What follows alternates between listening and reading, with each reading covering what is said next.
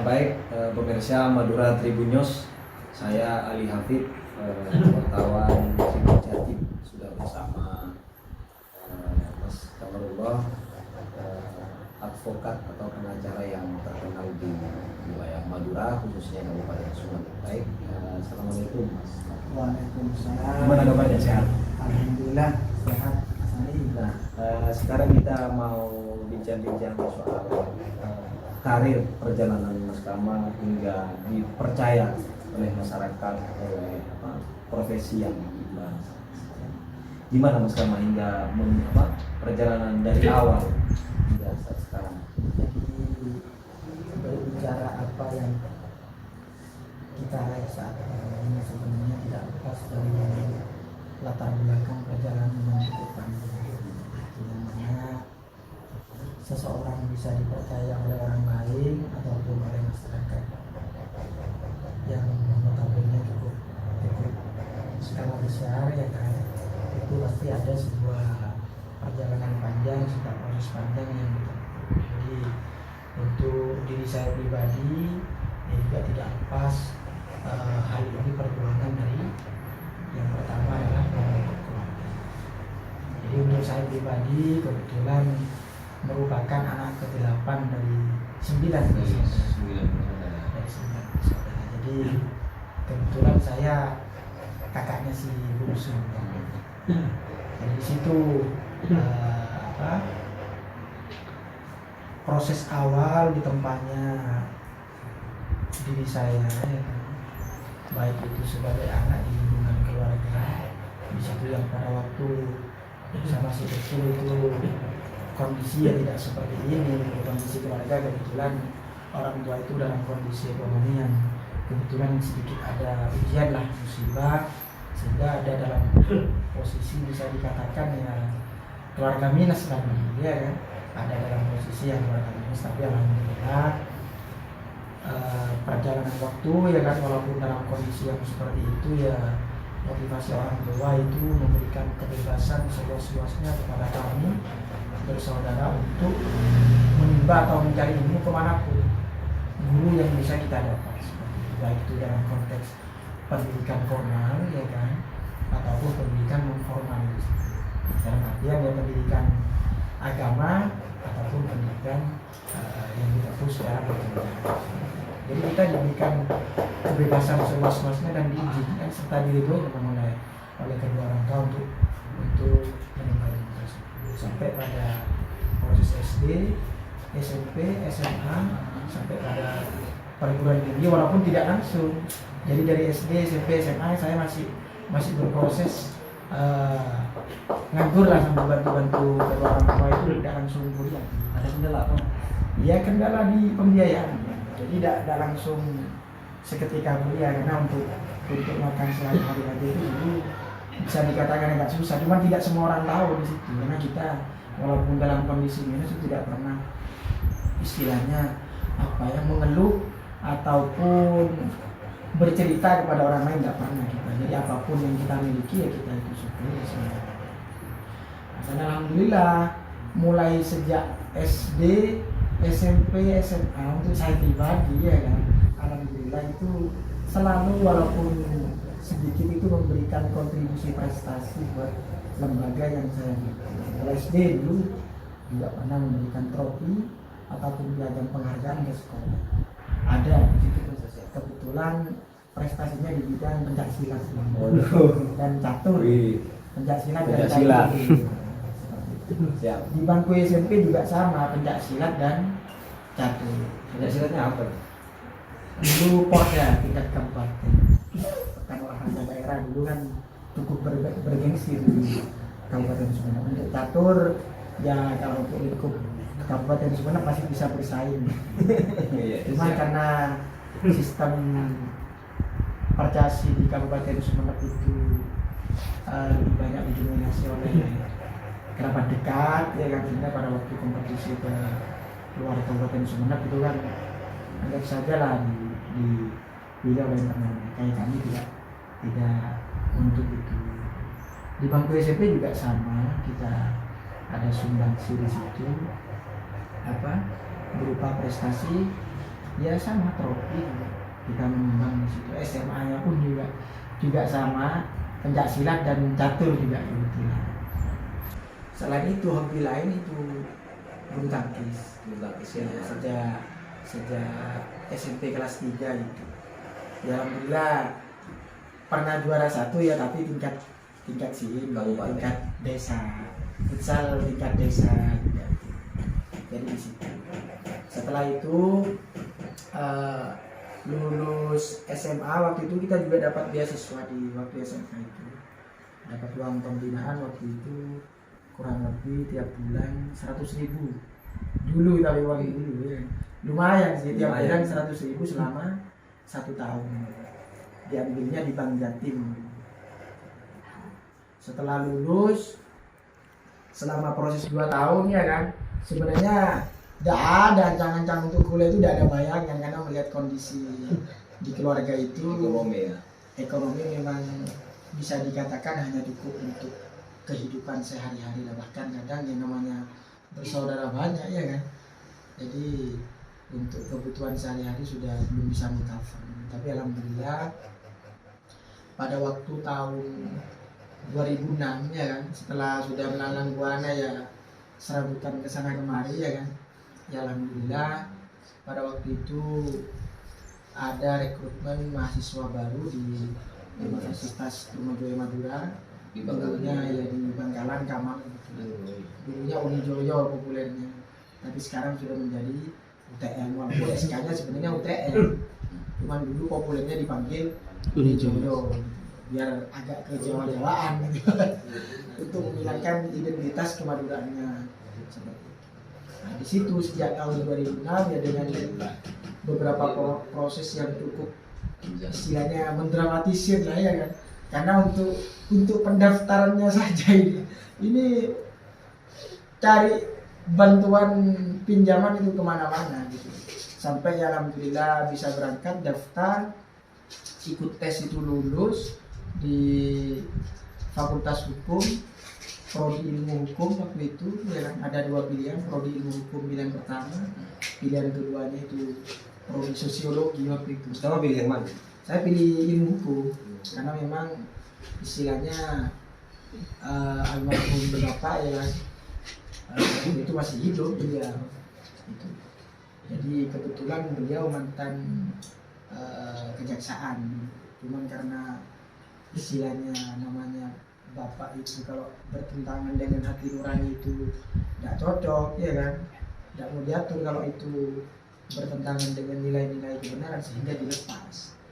Jaksa itu dilepas, bapak aktif di dunia kepengacaraan walaupun tanpa bendera istilahnya, karena waktu itu kan undang-undang advokat masih belum ada, yang ada kan istilahnya pengacara praktek yang SK langsung dulu aktif langsung.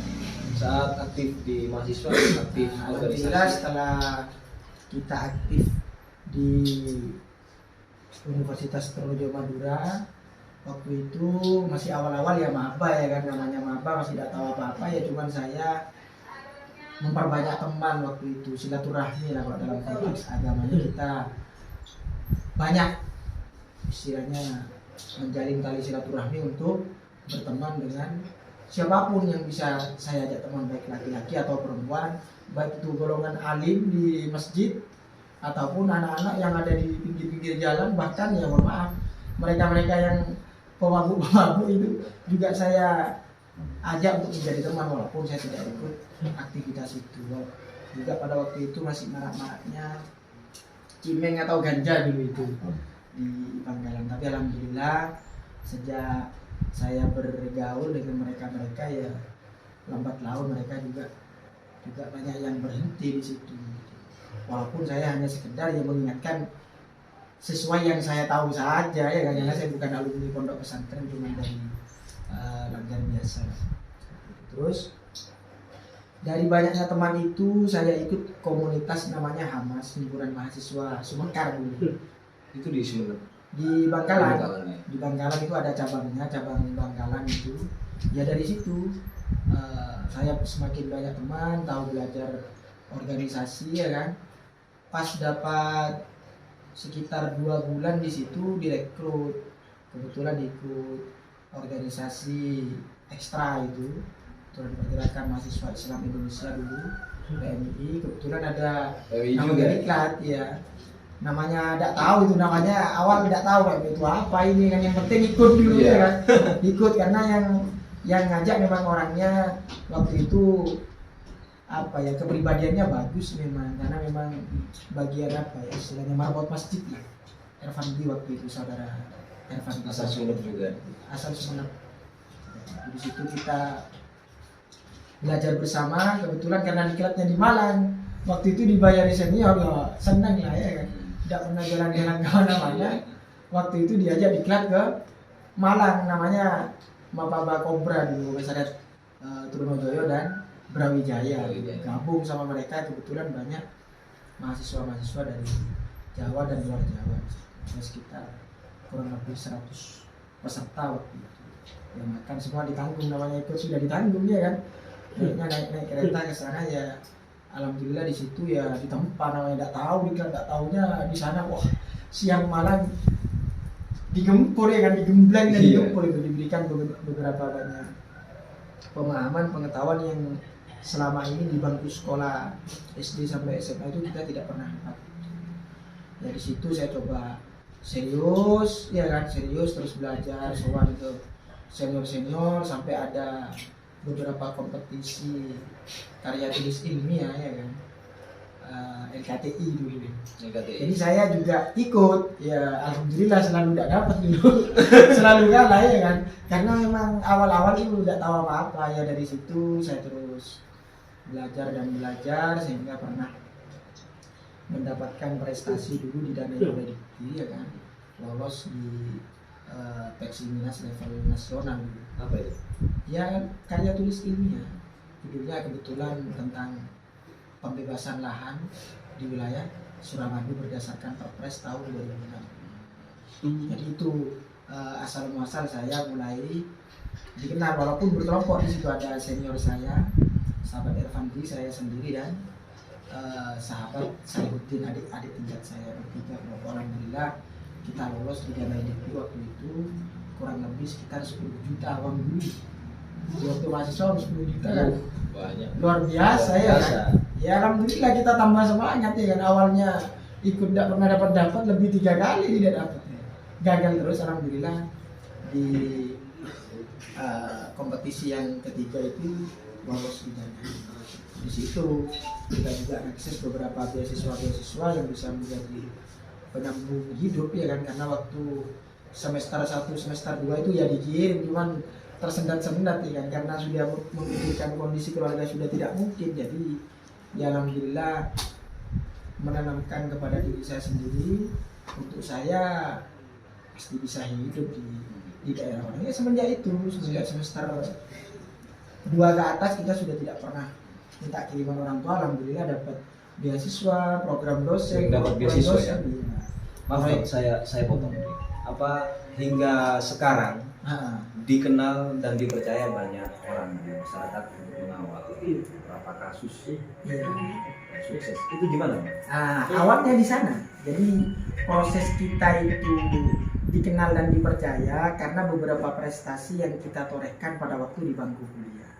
Nah, jadi di sini saya tidak dikenal apa-apa, cuma dikenal ya anak-anak yang biasa, anak-anak nakal yang kayak pemuda yang biasanya itu. Semenjak di kampus saya itu mampu sampai menjadi salah satu terpilih wakil presiden mahasiswa di sana waktu tahun 2008. Jadi 2 tahun semenjak kuliah saya dipercaya dipilih berkompetisi untuk memegang hierarki, anggaplah kekuasaan di internal kampus di bidang eksekutif. Saya di Wapres selama 2 periode gitu, 1,5 tahun waktu itu, 2 tahun, dan waktu itu masih ada pembaharuan sistem yang semula itu pemilihannya itu secara berkala itu menjadi pemilu raya istilah.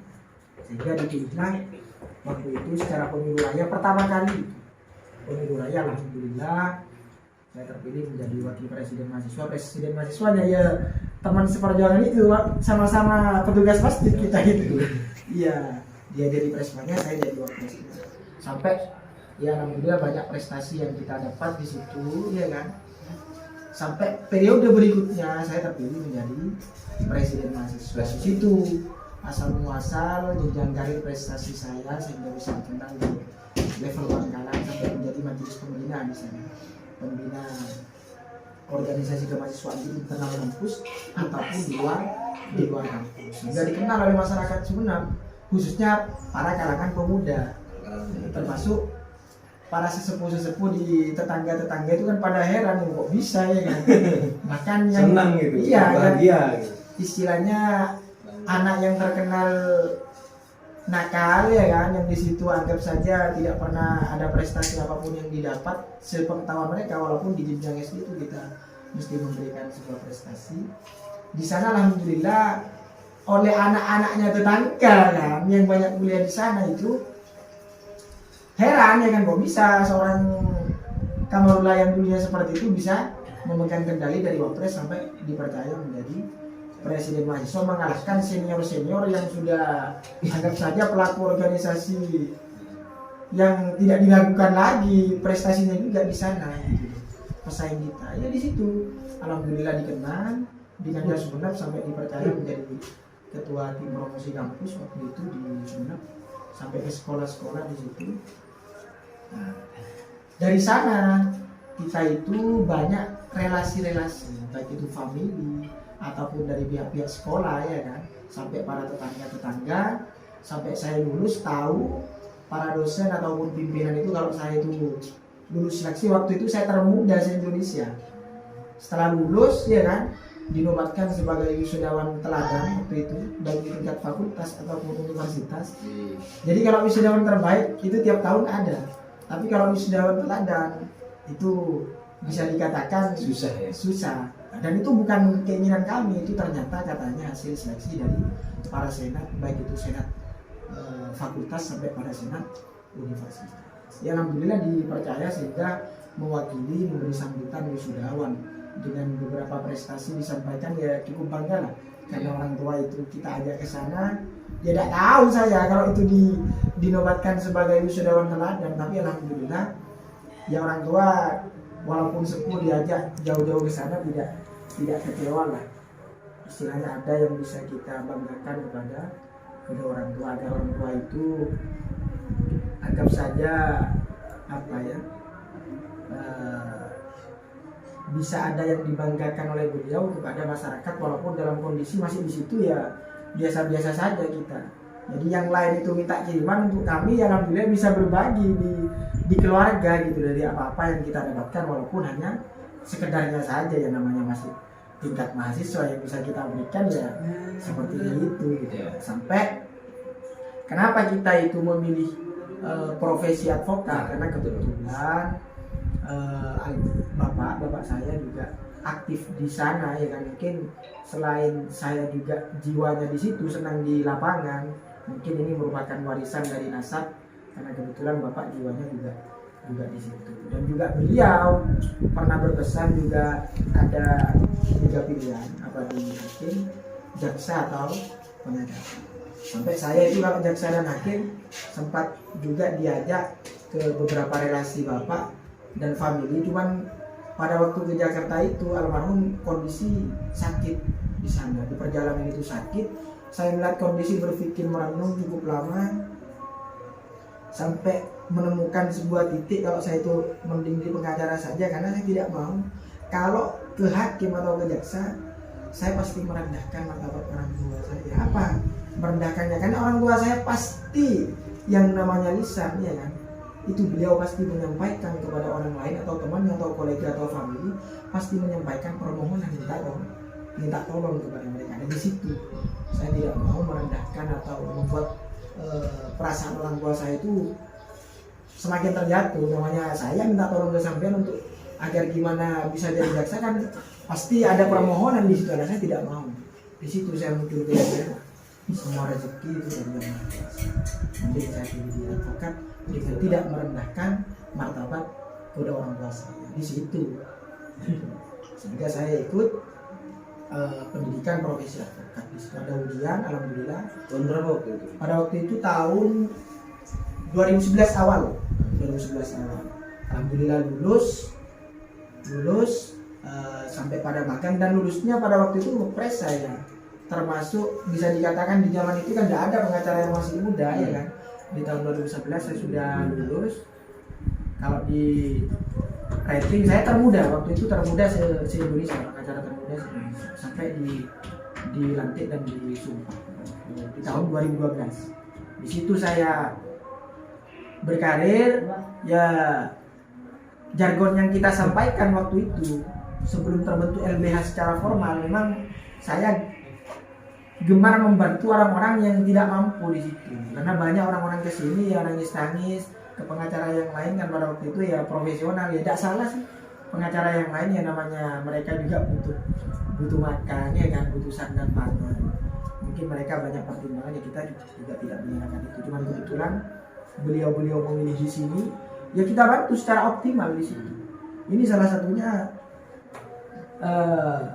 Pak Abdurrahman di sini, masalah beliau kena musibah terburuk ya kan, kebetulan masih tetangga dulu di kebunan. Ya, alhamdulillah. Pak, saya potong. Membangun kepercayaan itu gimana? Membangun kepercayaan dari kami itu dari pribadi kita sendiri. Yang pertama ya kita memang betul-betul menjaga hubungan emosional dengan siapapun. Menjaga hubungan emosional dengan siapapun dalam artian seperti yang saya sampaikan, di mana saya sejak berada, di mana saya itu berada, baik itu di lingkungan kampus sampai pada di masyarakat, alhamdulillah saya selain silaturahmi juga apa yang bisa saya bantu mesti saya bantu di situ. Dan kita bantunya juga total di situ. Baik itu orang tidak yang setengah-setengah. Iya, baik itu yang mampu atau tidak mampu, saya bantu semaksimal itu. Lebih-lebih yang tidak mampu di situ.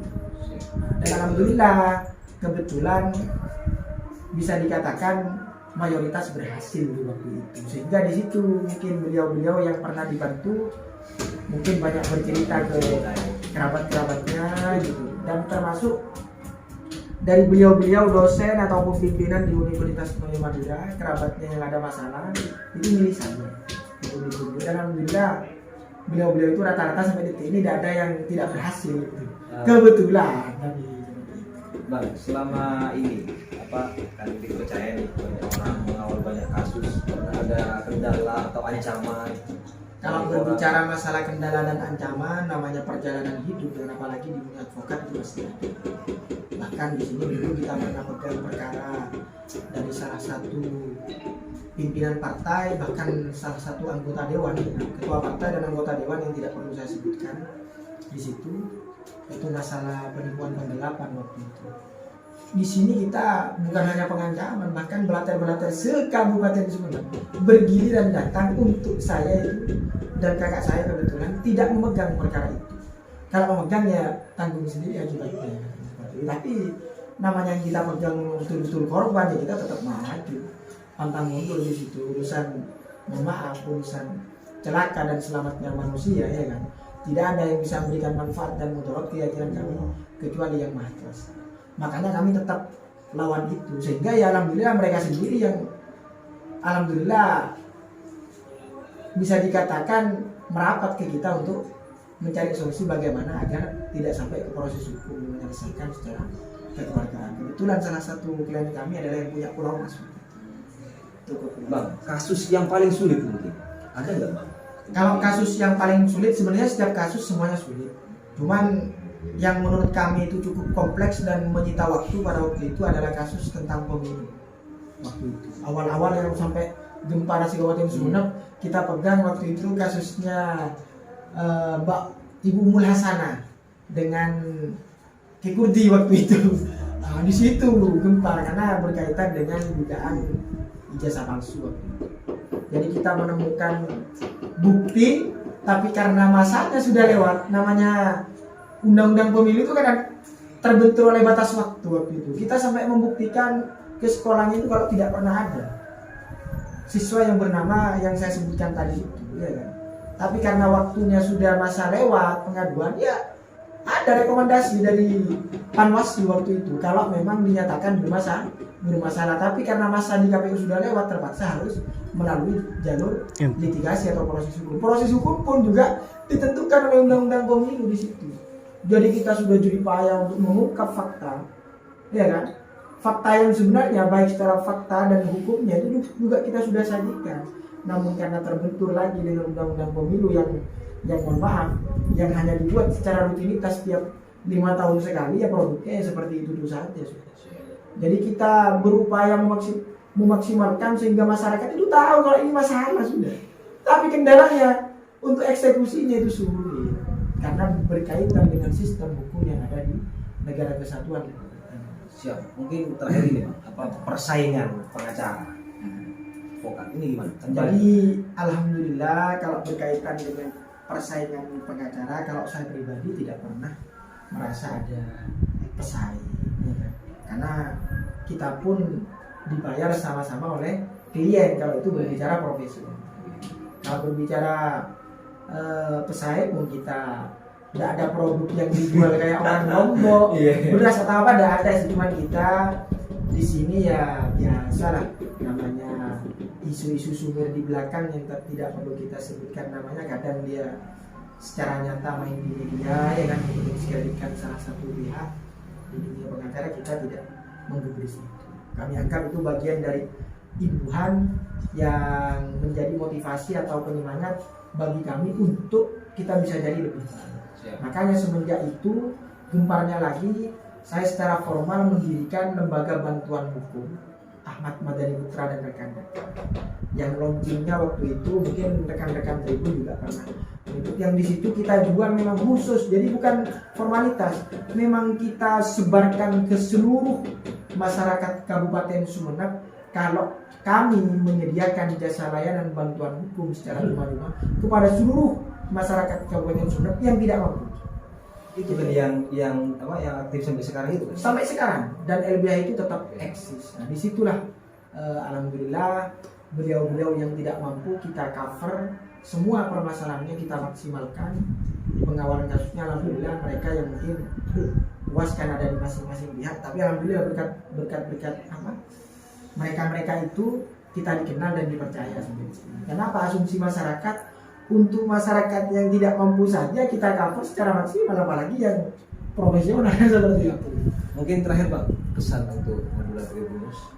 Jadi pesan untuk kami, ya kan, ini masyarakat Madura khususnya Kabupaten Sumeneb, jadi berkaitan dengan persoalan hukum. Jadi tidak usah khawatir karena di undang-undang advokat ataupun di kode etik advokat serta di lembaga kami itu sudah berkomitmen untuk memberikan kontribusi pasti jasa layanan bantuan hukum secara cuma-cuma ataupun konsultasi hukum secara cuma-cuma bagi masyarakat yang tidak mampu. Seperti itu. Jadi bagi masyarakat yang tidak mampu tidak usah berkecil hati. Banyak di luaran sana yang menyatakan kalau pakai pengacara itu biayanya mahal. Jadi sekarang itu bisa dieliminasi. Karena apa? Bagi beliau-beliau yang memang dari keluarga tidak mampu, kami siap untuk membantu seoptimal mungkin, free jasa. Bahkan kalau perlu, ya kan, urusan makannya itu urusan saya. Kenapa? Urusan operasionalnya urusan saya. Tapi kalau urusan istilahnya kehidupan sehari-hari, ya kan, banyak tanggung jawab yang lain, ya kan. Kenapa? Kita tetap akan bisa bantu itu, dan itu konsisten kita lakukan secara berkala setiap hari, bahkan setiap tahunnya. Makanya setiap tahun kita selalu adakan kegiatan-kegiatan sosial yang rutin, itu baik santunan kepada duafa termasuk anak-anak yatim. Itu kita continue dari apa yang kita dapat dari hasil profesional, kita berikan kembali kepada mereka-mereka yang tidak mampu. Dan itu komitmen setiap anggota LBH. Kita sepakat dari apa yang kita dapatkan kita sisihkan untuk kita adakan kegiatan-kegiatan sosial, baik itu kegiatan sosial tunai, non tunai ataupun pengawalan kasus. Karena dari saving dana itu kita buat operasional untuk kepentingan pengawalan kasus bagi masyarakat yang tidak mampu. Siap. Khususnya di Kabupaten Sumeneb, karena domain kami adalah di Kabupaten Sumeneb. Siap. Terima kasih Mas Kama. Madura Tribunus, terima kasih. Saya Ali Hafid, Tribun Jatim. Assalamualaikum warahmatullahi wabarakatuh.